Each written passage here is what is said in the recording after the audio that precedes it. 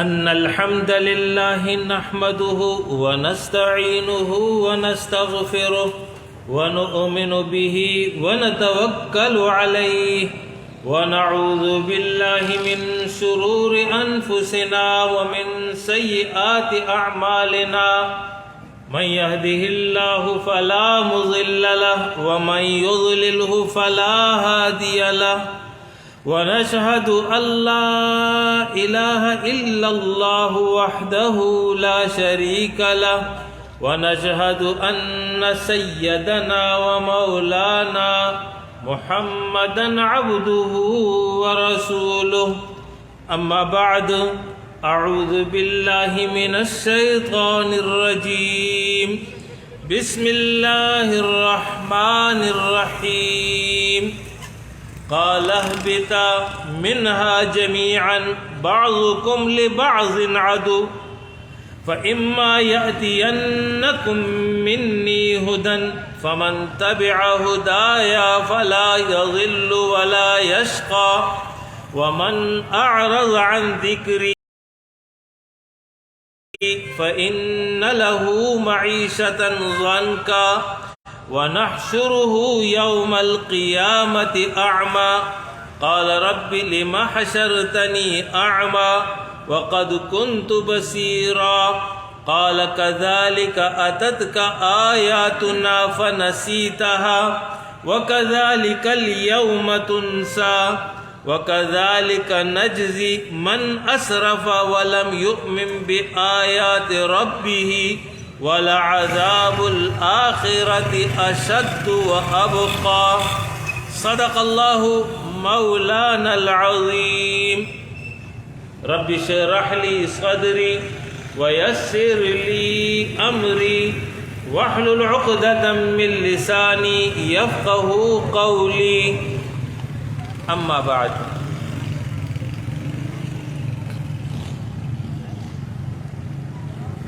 اللہ رب العالمین نے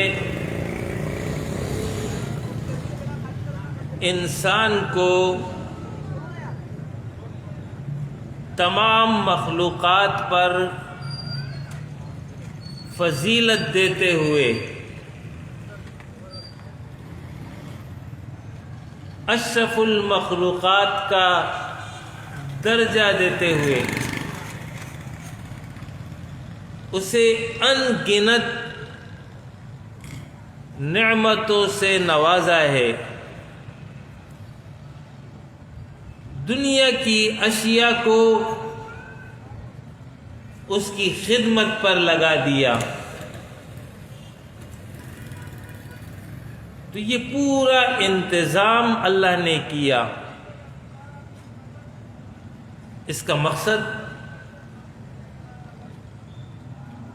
آیا اللہ رب العالمین نے یہ سارا کام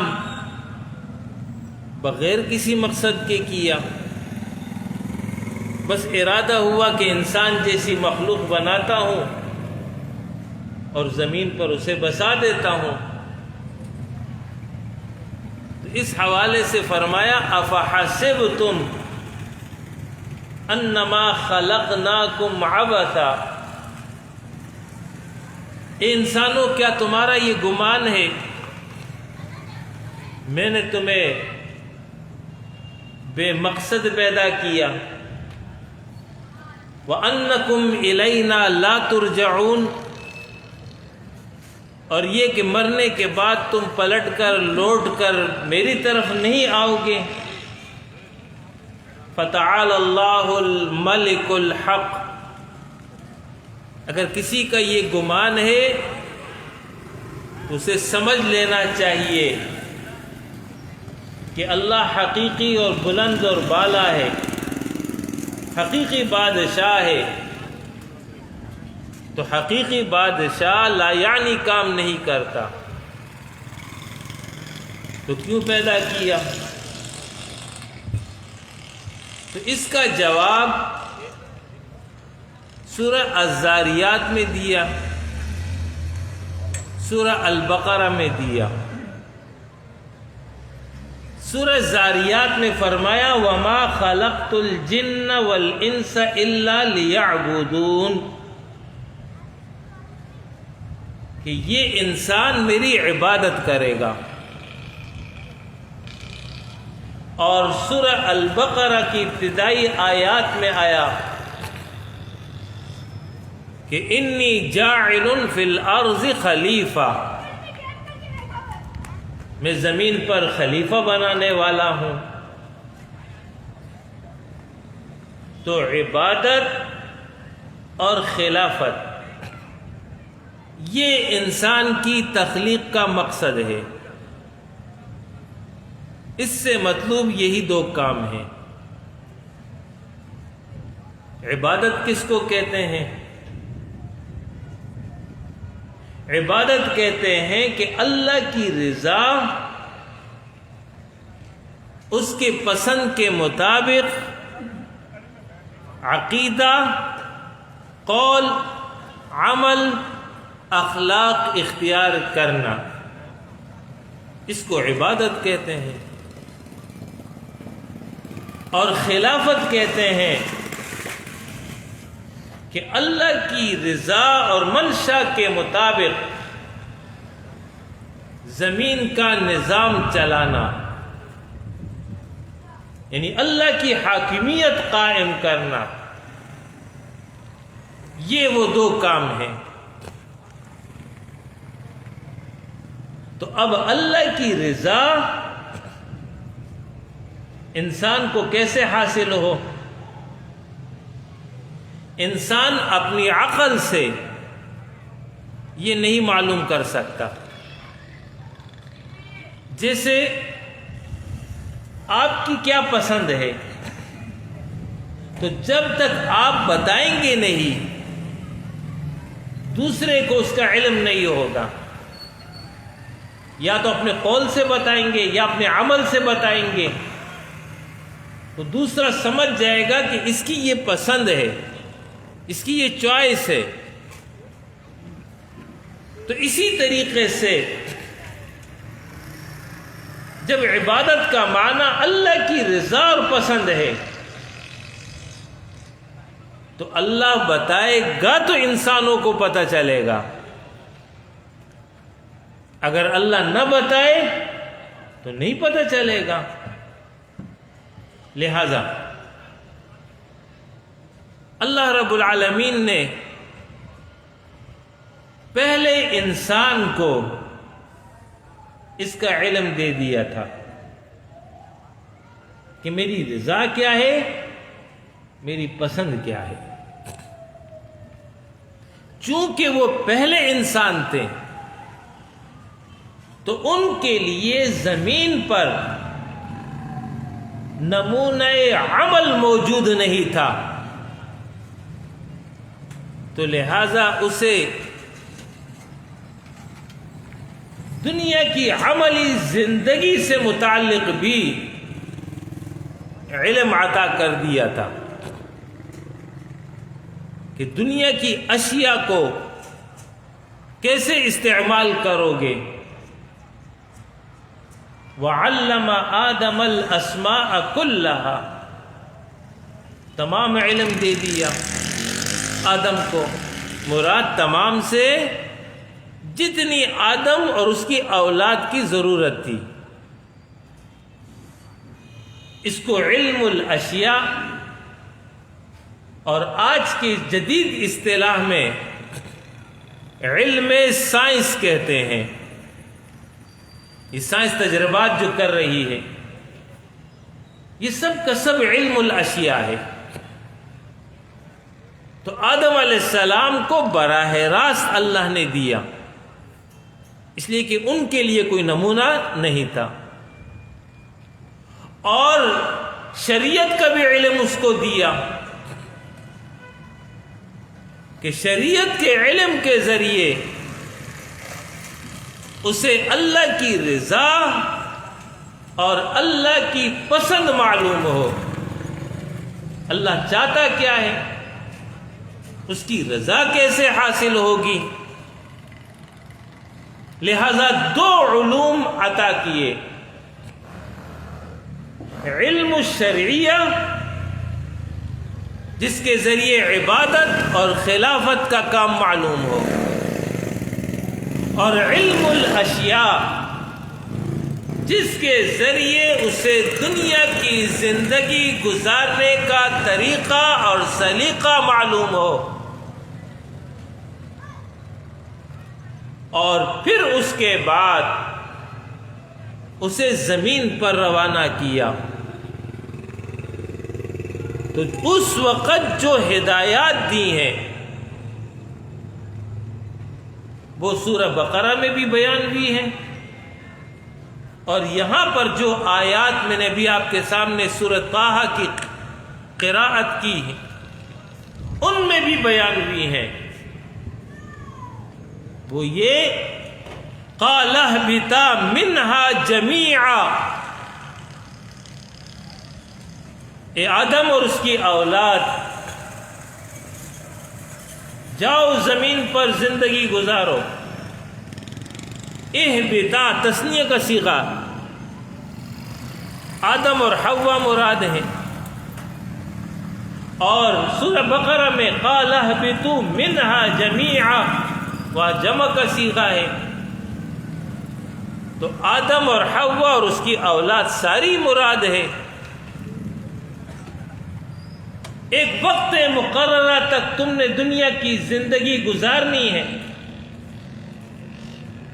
لیکن یاد رکھنا فَإِمَّا يَأْتِيَنَّكُم مِّنِّي هُدًى، میری طرف سے تمہاری طرف ہدایت آئے گی، یعنی پہلے انسان کو اتنا تو بتا دیا جتنا اس وقت کی ضرورت تھی، آئندہ کے لیے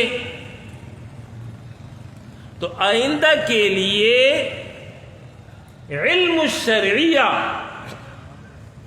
اس کے بارے میں فرما دیا کہ میری طرف سے ہدایت آئے گی، جبکہ علم الاشیاء اس کے بارے میں اللہ نے قانون یہ بنا لیا کہ مزید علم آگے انسان اپنے کسب سے، محنت و تجربے اور مشاہدے سے حاصل کرے گا،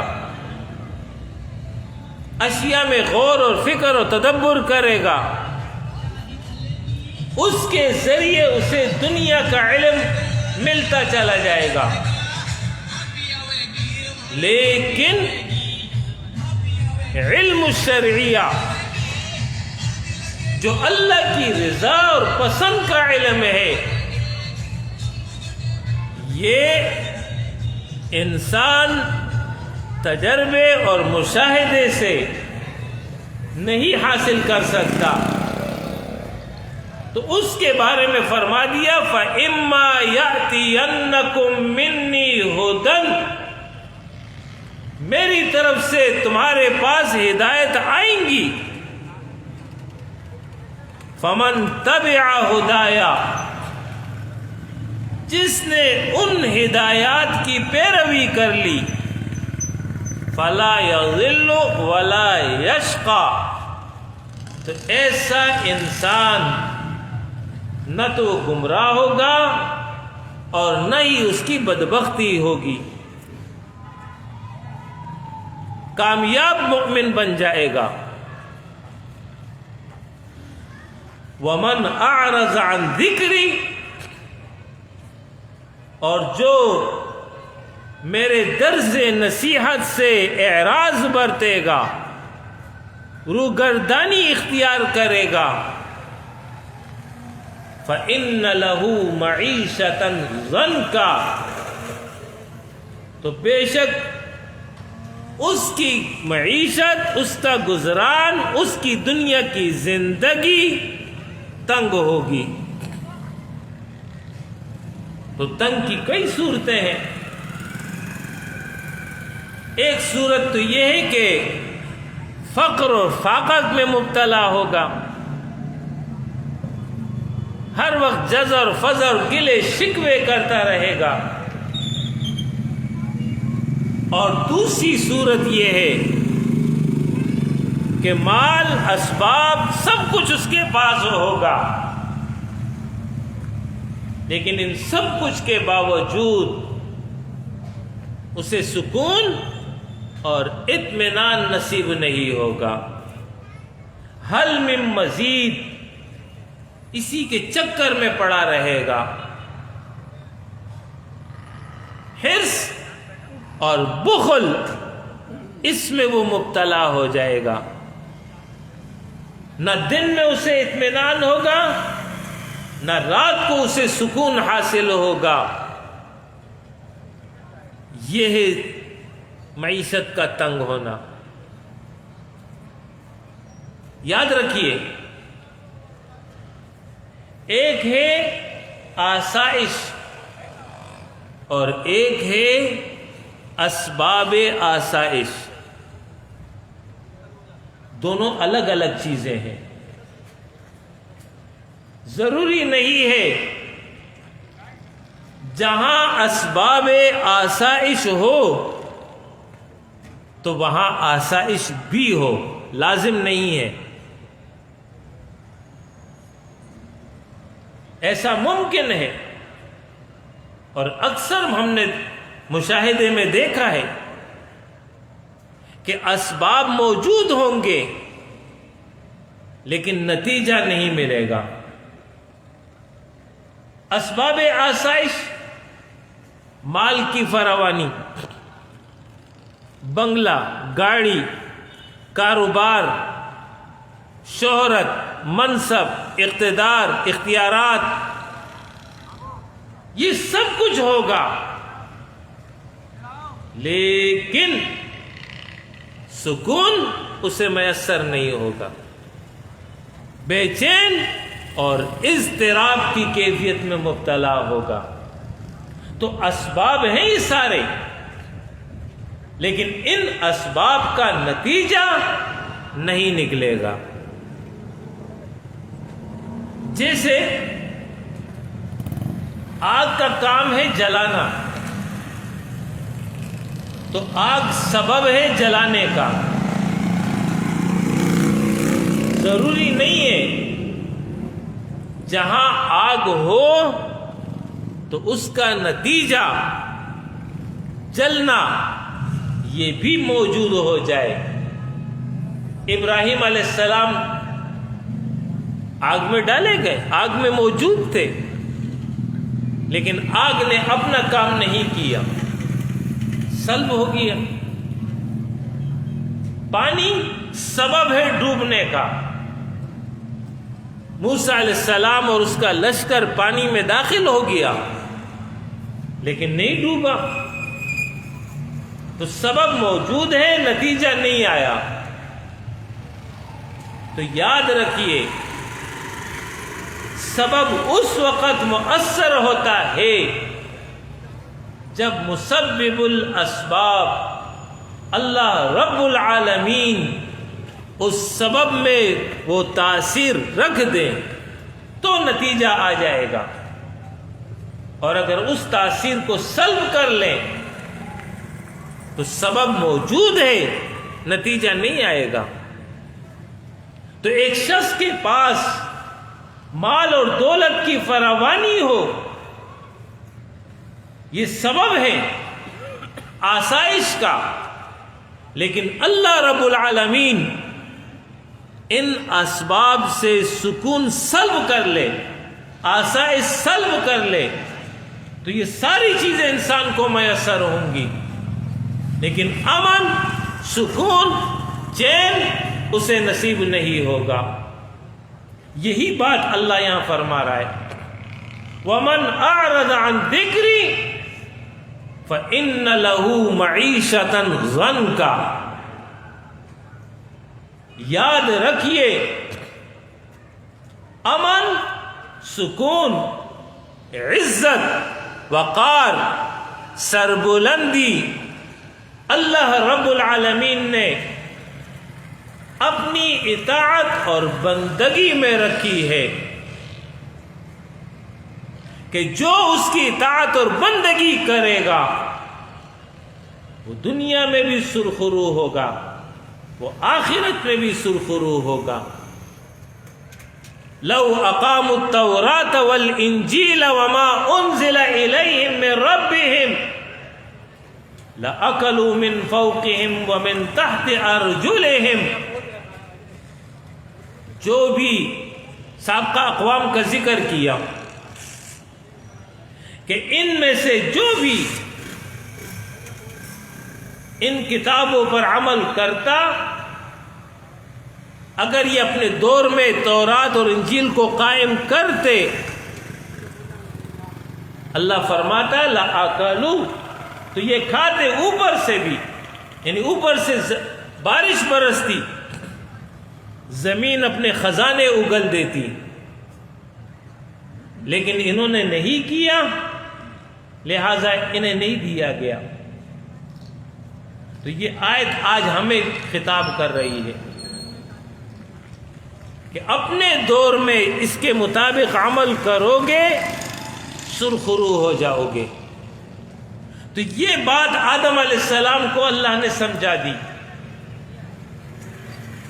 یہ نصیحت یاد رکھنا، اپنی اولاد کو بتا دینا کہ جس نے اس ہدایت کی پیروی کی وہ آخرت کی سختیوں سے محفوظ رہے گا، جنت میں داخل ہو جائے گا، اور جو انکار کرے گا، نافرمانی کی روش اختیار کرے گا، تو دنیا کی زندگی اس کی تنگ ہوگی، سکون اور اطمینان اسے نصیب نہیں ہوگا۔ اس کے بعد نسل انسانی زمین پر پھیلنا شروع ہوئی، ایک دور تک تعلیمات آدم اس پر نسل انسانی عامل رہی، پھر اس کے بعد انسانوں نے ان تعلیمات آدم جو در حقیقت تعلیمات الہیہ تھی اس کو بھلا دیا، اور صرف بغاوت سرکشی کی راہ پر نکل کھڑے ہوئے۔ تو اللہ نے حسب اعلان ہدایت کا انتظام کیا۔ آدم کو کہا تھا نا فَإِمَّا يَأْتِيَنَّكُم مِّنِّي هُدًى، میری طرف سے ہدایت آئے۔ اس ہدایت کا انتظام اللہ نے کر لیا۔ طریقہ انتظام یہ تھا کہ انسانوں ہی میں سے کسی انسان کا انتخاب اللہ خود فرماتا اور اس پر وحی اتر جاتی۔ یہ شخصیات تمام اقوام میں مبعوث ہوئی۔ ان شخصیات کو انبیاء اور رسول کہتے ہیں۔ یاد رکھیے، نبوت اور رسالت کسب پر نہیں ملتی، ریاضت پر نہیں ملتی، محنت پر نہیں ملتی، نسب پر نہیں ملتی، تعلقات پر نہیں ملتی، بلکہ یہ نبوت اور رسالت محض فضل الہی اور رحمت الہی ہوتا ہے۔ وَيَجْتَبِي إِلَيْهِ مَن يَشَاءُ، جس کو وہ چاہے نبوت اور رسالت کے لیے منتخب کر لیتا ہے۔ یہ افراد، ان پر اللہ رب العالمین نے وحی نازل کی، یہ وہ ہدایات ربانی تھی جو ان انبیاء کو دی گئی۔ یہ تمام انبیاء ایک ہی دعوت لے کر آئے تھے، ایسا نہیں تھا آدم علیہ السلام کا دین کچھ اور ہو، نوح علیہ السلام کا دین کچھ اور ہو، ابراہیم اور موسیٰ اور عیسیٰ علیہ السلام کا دین کچھ اور ہو. نہیں نہیں نہیں،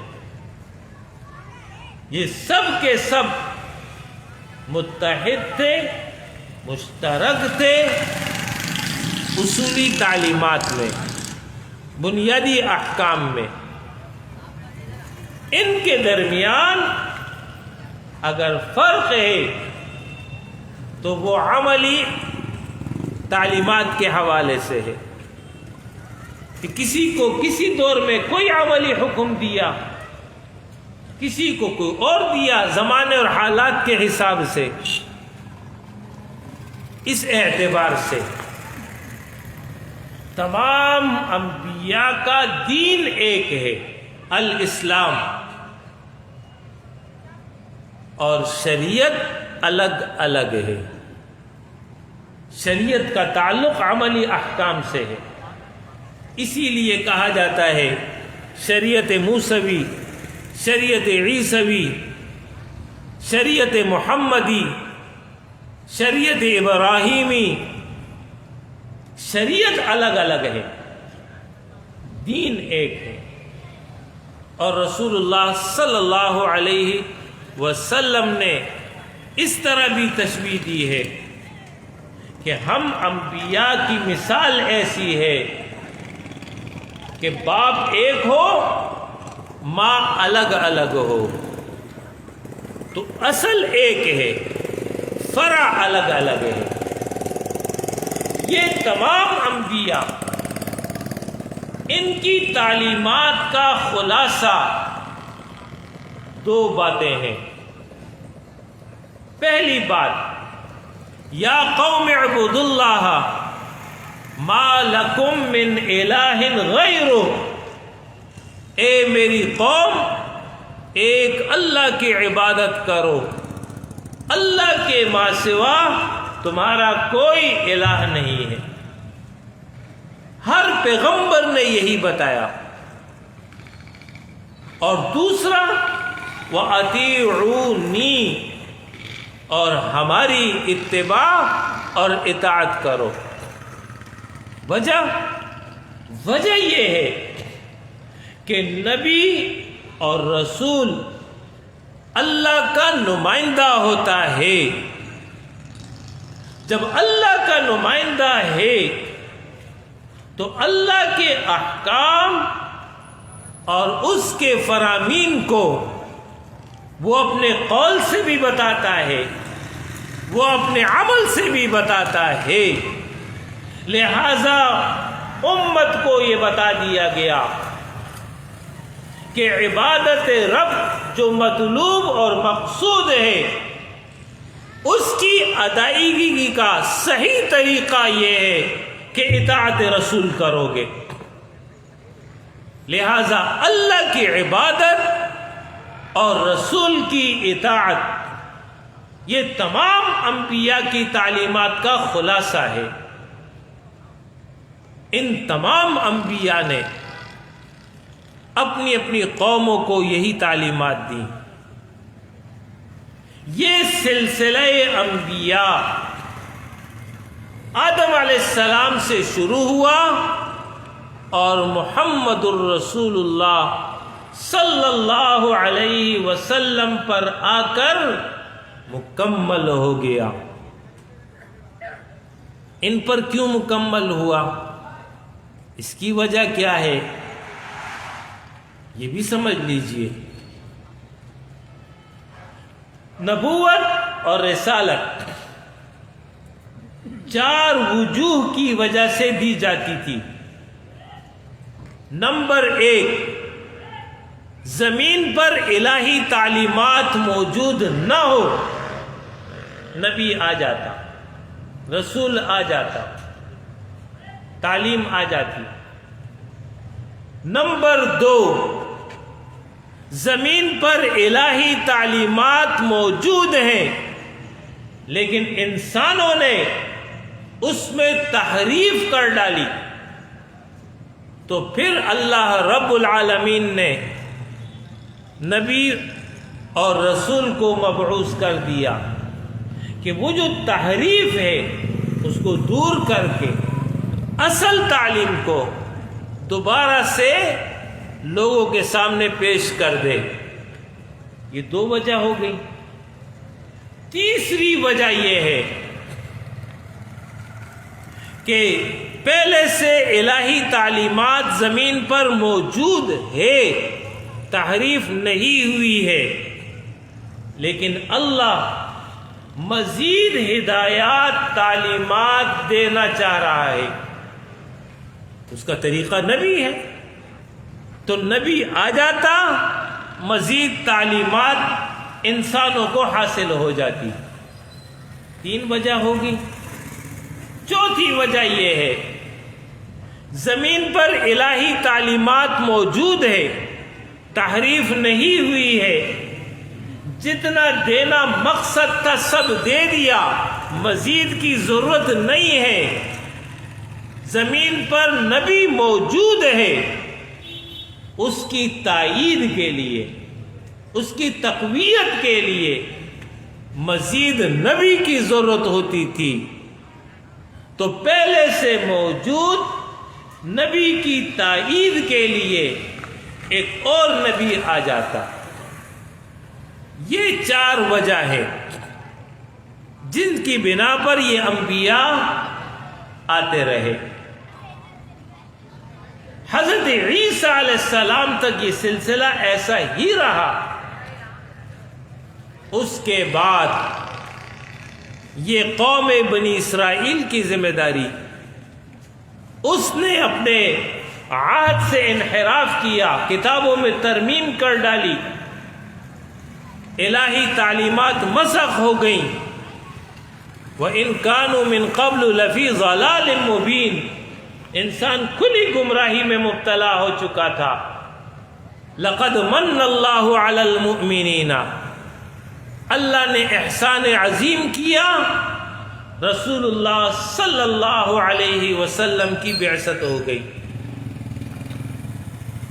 فرق سابقہ انبیاء اور رسول اللہ صلی اللہ علیہ وسلم میں یہ ہے، سابقہ تمام انبیاء محدود تھے علاقے کے اعتبار سے، زمانے کے اعتبار سے، قوم کے اعتبار سے، لیکن رسول اللہ صلی اللہ علیہ وسلم کی نبوت اور رسالت، اس کے بارے میں فرما دیا گیا کہ انی رسول اللہ الیکم جمیعا.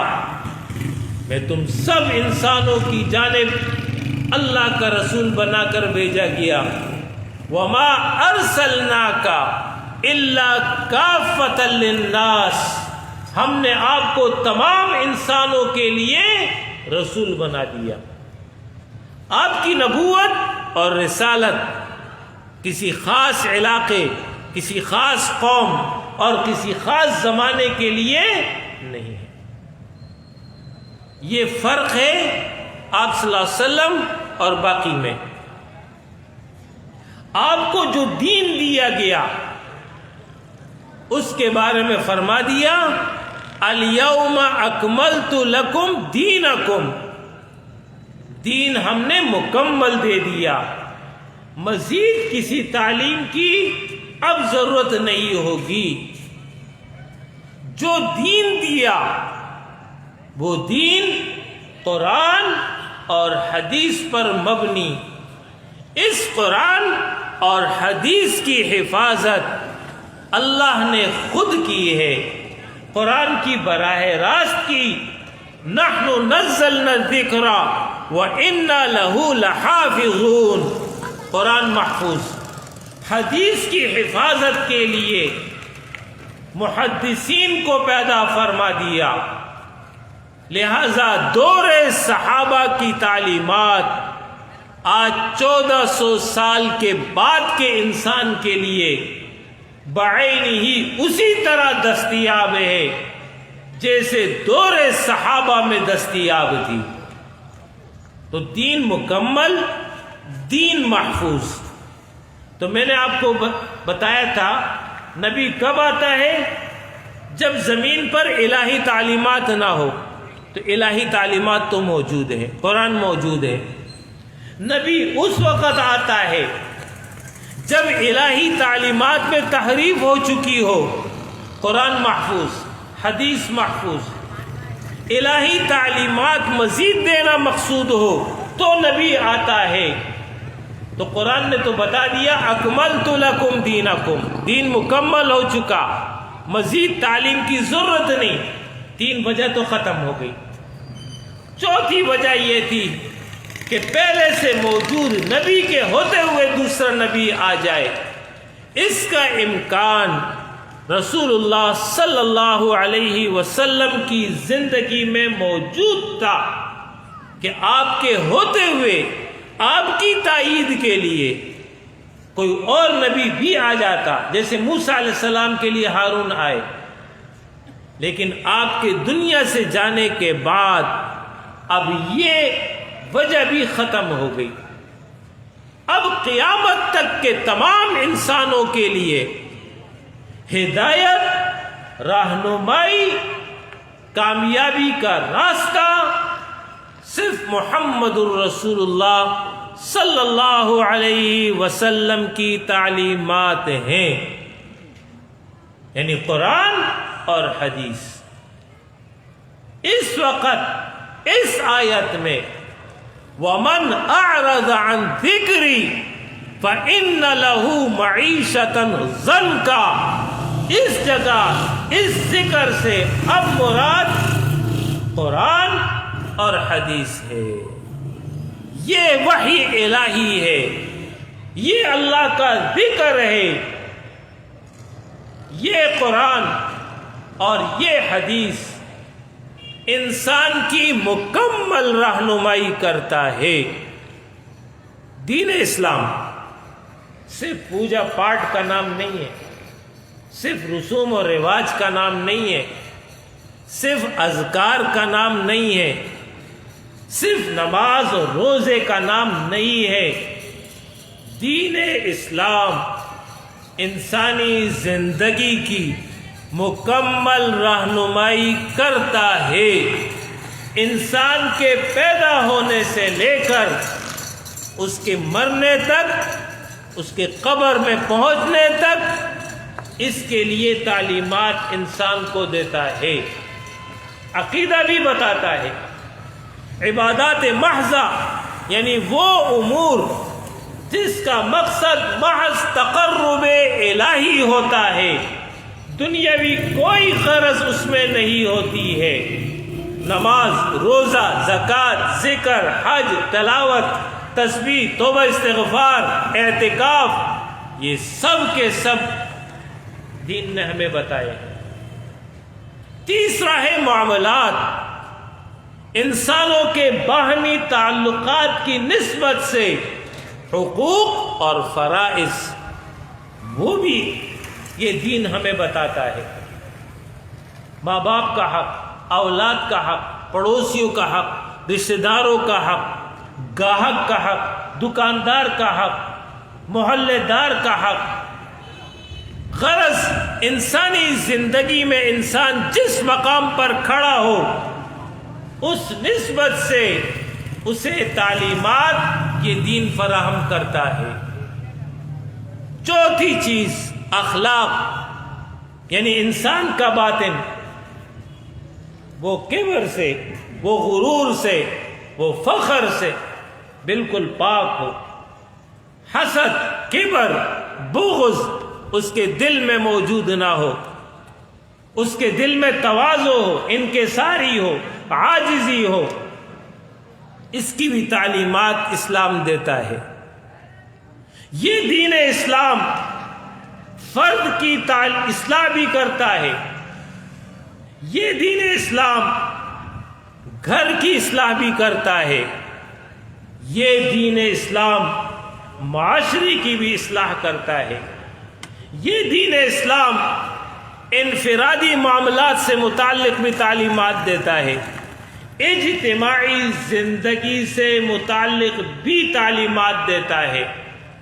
غرض انسانی زندگی کا کوئی دائرہ، کوئی شعبہ، کوئی حصہ ایسا نہیں ہے جس کے لیے اللہ اور اس کے رسول نے انسانوں کو تعلیمات نہ دی ہوں۔ لہذا یہ ہے وہ ذکر، تو قرآن یہ پیغام دے رہا ہے وَمَنْ أَعْرَضَ عَنْ ذِكْرِي فَإِنَّ لَهُ مَعِيشَةً ضَنْكًا وَنَحْشُرُهُ يَوْمَ الْقِيَامَةِ أَعْمَى۔ یہی وہ دین تھا جب دور اول کے مسلمانوں نے اس پر عمل کیا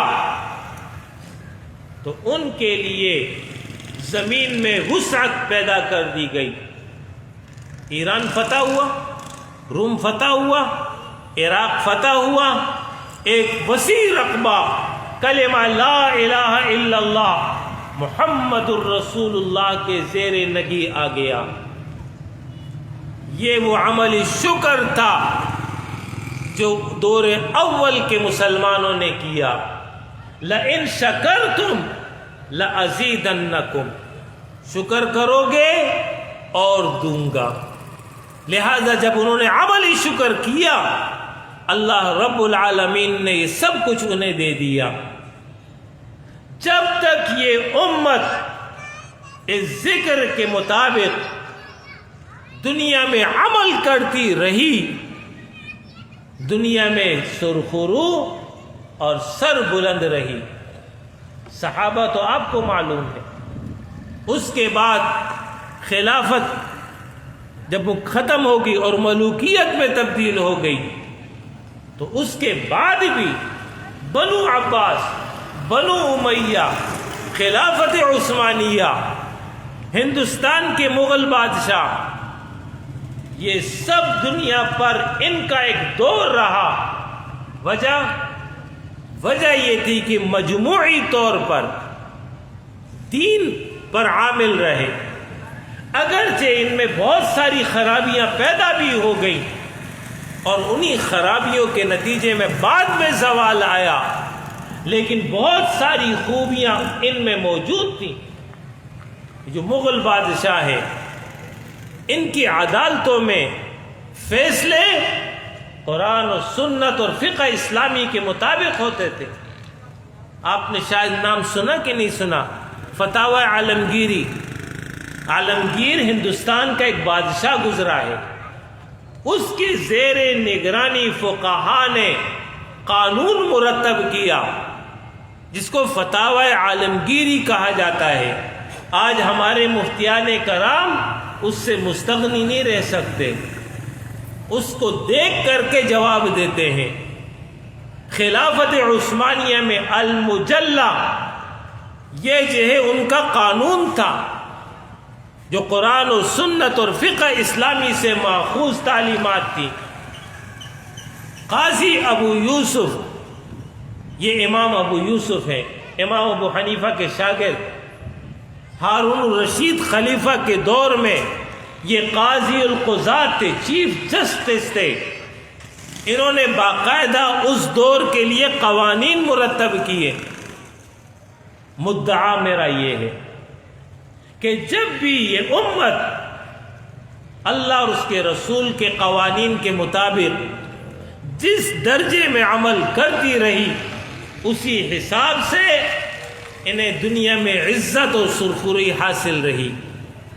لیکن جب انحراف کی راہ اختیار کی، بغاوت کی روش اختیار کی، تو پھر اللہ کی طرف سے عذاب بھی انہی پر نازل ہوا۔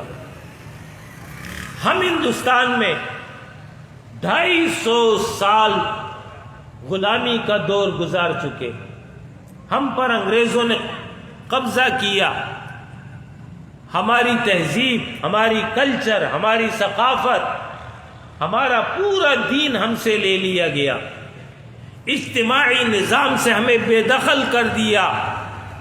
ہمیں آزادی تھی تو نماز کی، آزادی تھی تو روزے کی، آزادی تھی تو حج اور عمرے کی، آزادی تھی تو نکاح اور طلاق اور وصیت کی، وراثت کی، اس کو آپ کہہ سکتے ہیں پرسنل قوانین، شخصی قوانین۔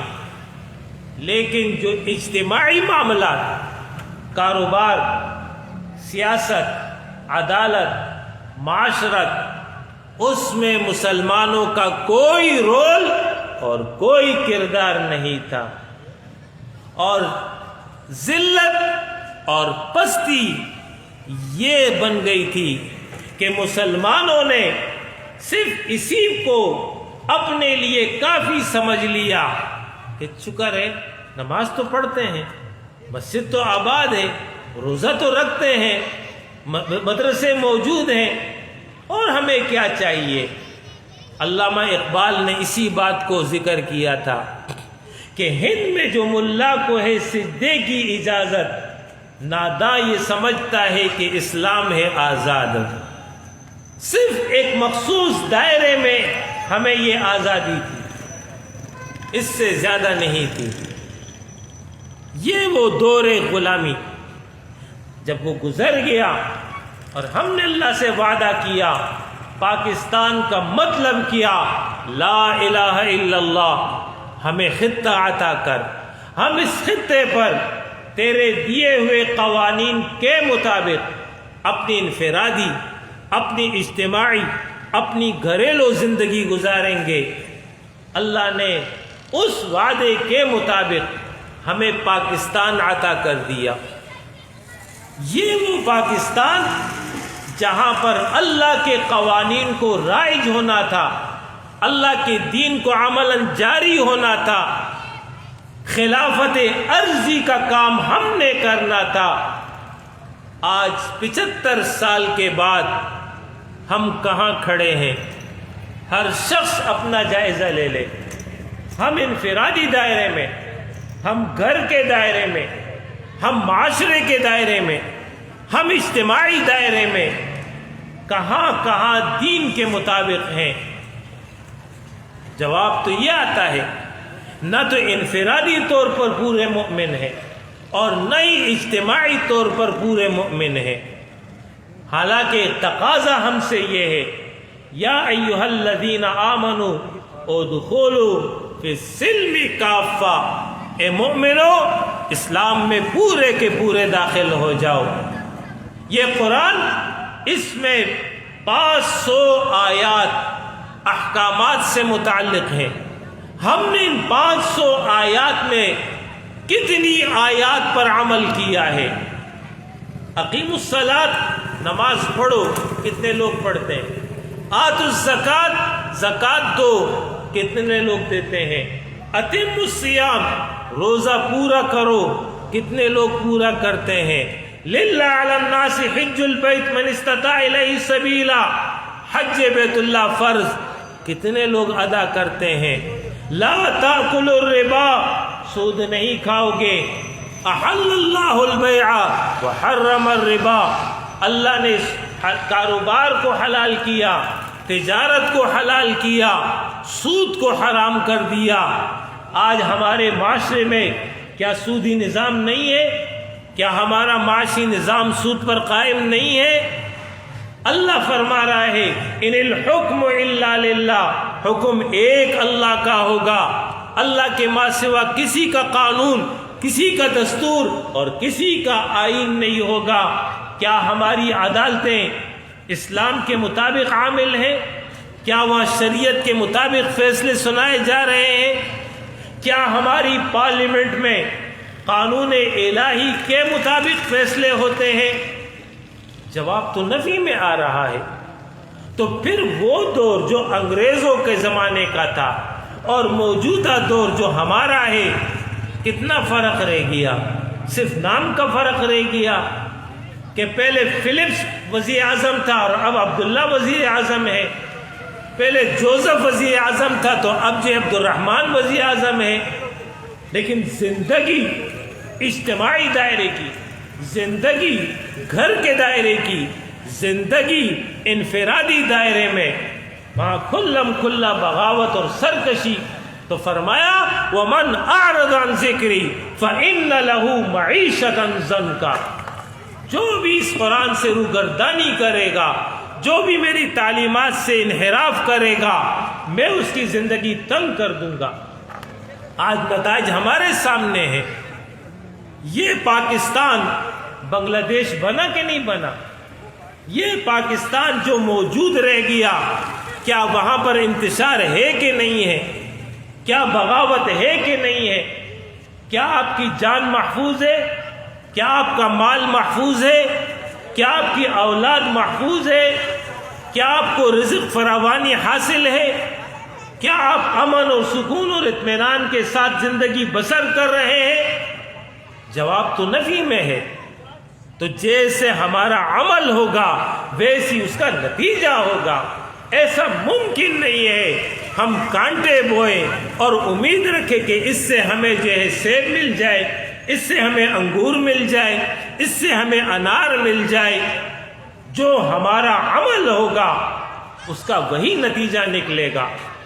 اجتماعی طور پر جب بغاوت ہوگی تو اجتماعی عذابات میں قوم مبتلا ہوگی۔ انفرادی طور پر جب کوئی فرد گناہ کرتا ہے تو سزا انفرادی ہوتی ہے، لیکن جب اجتماعی بغاوت ہوگی تو سزا بھی اجتماعی ہوگی۔ آج ہم اجتماعی عذاب کے اندر مبتلا ہیں۔ قوم کے ناکارہ ترین لوگ آج ہم پر مسلط ہیں۔ چور، ڈاکو، زانی، شرابی، ایک نمبر کے، آج وہ ہمارے حکمران ہیں۔ آج ہمارے فیصلے وہ کر رہے ہوتے ہیں۔ یہ ہم نے اپنے لیے خود گڑھا کھودا ہے، ہم نے اپنے لیے خود اس عذاب کا انتخاب کیا ہے۔ یہ ہے وہ کیفیت وَمَنْ أَعْرَضَ عَنْ ذِكْرِي فَإِنَّ لَهُ مَعِيشَةً ضَنْكًا۔ اب آخری بات، حل کیا ہے، علاج کیا ہے؟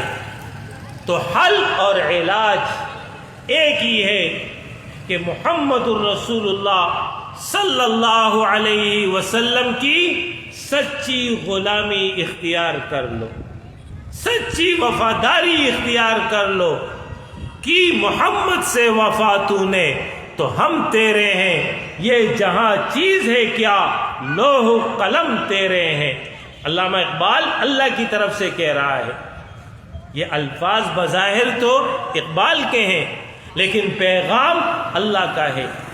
کی محمد سے وفا تو نے، اے لوگو اگر تم نے محمد صلی اللہ علیہ وسلم سے وفاداری دکھا دی، ان کی اتباع کر لی، ان کی اطاعت اختیار کر لی، ان کی لائی ہوئی کتاب پر عمل کر لیا، فرمایا کہ محمد سے وفا تو نے تو ہم تیرے ہیں۔ اللہ فرما رہا ہے گویا ہم تیرے ہیں۔ یہ جہاں چیز ہے کیا، اس کی حیثیت کیا ہے، لوح و قلم تیرے ہیں، یعنی تیرے ہاتھ میں تقدیر دے دی جائے گی، اپنی تقدیر خود بنا لے۔ یہ ہے اللہ کا اعلان جو اقبال سنا رہا ہے۔ یہ بہت ساری آیات اور بہت ساری احادیث کا خلاصہ ہے۔ لہٰذا ایک ہی راستہ ہے، نبی صلی اللہ علیہ وسلم کی غلامی اختیار کرنا۔ یہ غلامی کیسے اختیار کی جائے؟ اس کے لیے الحمدللہ اس ملک کے اندر ایک بہترین اسلامی اجتماعیت جماعت اسلامی کی صورت میں موجود ہے۔ یاد رکھیے، جماعت اسلامی سیاسی جماعت نہیں ہے۔ بہت سارے لوگ غلط فہمی میں مبتلا ہیں کہ یہ جیسے بہت ساری پارٹیاں ہیں تو ویسی یہ بھی ایک پارٹی ہے۔ یاد رکھیے، جماعت اسلامی سیاسی پارٹی نہیں ہے۔ یہ مفکر اسلام سید ابو الاعلیٰ مودودی کی برپا کردہ اقامت دین، غلبہ دین، تحریک نظام مصطفیٰ ہے۔ آپ کوئی بھی نام دے دیں، چاہے آپ اس کو نظام مصطفیٰ کہہ دیں، چاہے آپ اس کو اسلامی انقلاب کہہ دیں، چاہے آپ اس کو اقامت دین کا نام دے دیں، کوئی بھی نام دے دیں، مدعا ایک ہی ہے۔ اس جماعت کا مدعا یہ ہے کہ انفرادی اور اجتماعی دائرے میں کلمہ لا الہ الا اللہ سر بلند ہو، کلمہ محمد الرسول اللہ بلند ہو، انسان کی انفرادی، انسان کی اجتماعی زندگی قرآن اور سنت کے مطابق رواں دواں ہو۔ جماعت اسلامی کی دعوت کے 3 نکات: اللہ کی عبادت کرو، رسول کی اطاعت کرو، زمام کار فاسقوں اور فاجروں سے لے کر صالحین کے ہاتھ میں دے دو تاکہ زندگی کی گاڑی ٹھیک ٹھیک صحیح راہ پر رواں دواں ہو سکے۔ یہ ہے جماعت اسلامی۔ لہذا یہ وہ بہترین اجتماعیت ہے۔ اس اجتماعیت کے دست و بازو بنیے۔ یہ غلبہ دین کی تحریک، یہ اقامت دین کی جد و جہد، اس کے نتیجے میں اللہ کی رضا آپ کو حاصل ہوگی، اس کے نتیجے میں جنت آپ کو حاصل ہوگی۔ آپ آج جن پریشانیوں سے دوچار ہیں، جن مصائب سے دوچار ہیں، جن تکالیف سے دوچار ہیں، حل یہی ہے۔ اس بہترین اسلامی اجتماعیت کا آپ انتخاب کریں گے، اس کے نتیجے میں ایک نیک، ایک صالح، ایک دیندار قیادت آئے گی۔ جب ایک نیک، صالح، دیندار قیادت آئے گی تو اس کے نتیجے میں اللہ کے احکامات انفرادی اور اجتماعی دائرے میں نافذ ہوں گے، اور جب یہ نافذ ہوں گے اللہ کی رحمت متوجہ ہوگی، اللہ کے غیب کے خزانے تمہارے لیے کھول دے گا۔ یہی راہ کامیابی کا ہے۔ اقول قولی ھذا واستغفر اللہ لی ولکم ولسائر المؤمنین وآخر دعوانا ان الحمد للہ رب العالمین۔